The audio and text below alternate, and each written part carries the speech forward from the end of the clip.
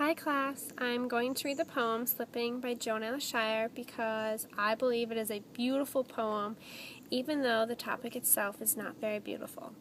This poem is about death and it is read through the eyes of a daughter or a son as they watch their father slowly slip away. This poem becomes very powerful because Joan Eyre Shire uses a lot of imagery and also symbolism. This poem sparked my imagination a lot because my grandfather just turned 70 this weekend, and it was a big party because we never thought he'd make it to 70. He suffered 2 strokes, he's gone through a lot, and every day we see him slip a little more, but we're blessed that he's still with us, and I think that's why I chose this poem, because it's special to me, and I know that everybody's experienced death before, so it has to be special to them too. So I'm going to read the poem now. Age comes to my father as a slow slipping. The leg that weakens will barely support him. The curtain of mist that falls over one eye. Years like pickpockets. Lift his concentration, memory, fine sense of direction. The car, as he drives, drifts from lane to lane like a raft on a river, speeds and slows. For no reason, keeps missing turns. As my mother says, he never liked to talk about feelings, but tonight, out walking, as I slowed to match his pace, his left leg, trailing a little like a child who keeps pulling on your hand, he says, I love you so much. Darkness, in the sense we always have that each visit may be the last, had pushed years of restraint. A photograph taken of him teaching. White coat, stethoscope, like a pet snake around his neck. Chair tipped back against the lecture room wall. Shows a man talking, love of his work, lighting his face, in a way we seldom saw at home.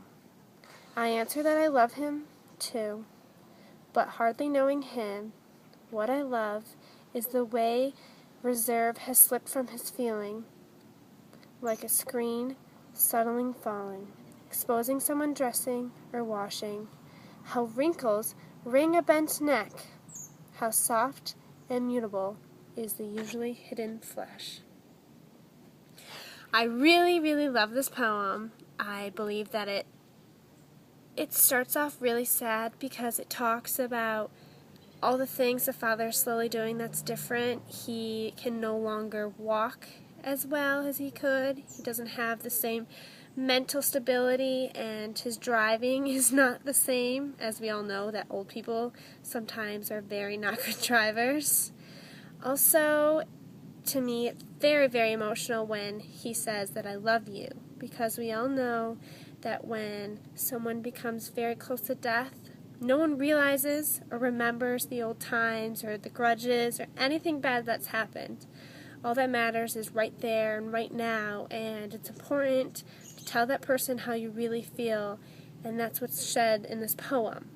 And finally, the last stanzas are about his past and how he was, I'm assuming he was maybe a doctor or a teacher, a professor, maybe to be a doctor, and that even though he wasn't a very good father back then, when they say, in a way we seldom saw at home, but I believe that no matter what, this daughter or this son still loves their father, and they're willing to make sure that the last however much time they have left is special, because their dad is special to them.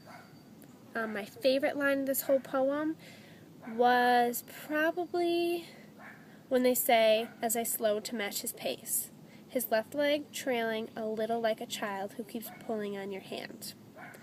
My grandpa had a stroke and resulted in him losing a lot of his strength in his right leg, so he can't really walk very well anymore. So I personally know how hard it is to walk with somebody and have to slow down and know how hard it is to see him struggle. It's really sad, and death is a very unfortunate thing, but I believe that this poem does an amazing job at capturing everything and talking about death, but really still making it special and powerful.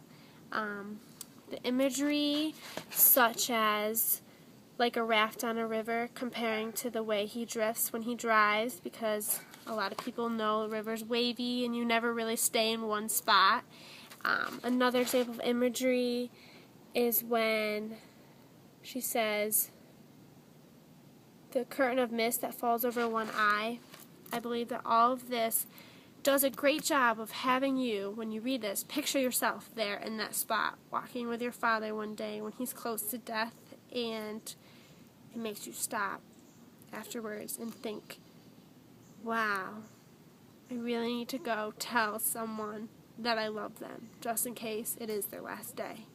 And that is the reason why I chose this poem, and I hope that it was extra special to you, just like it was to me.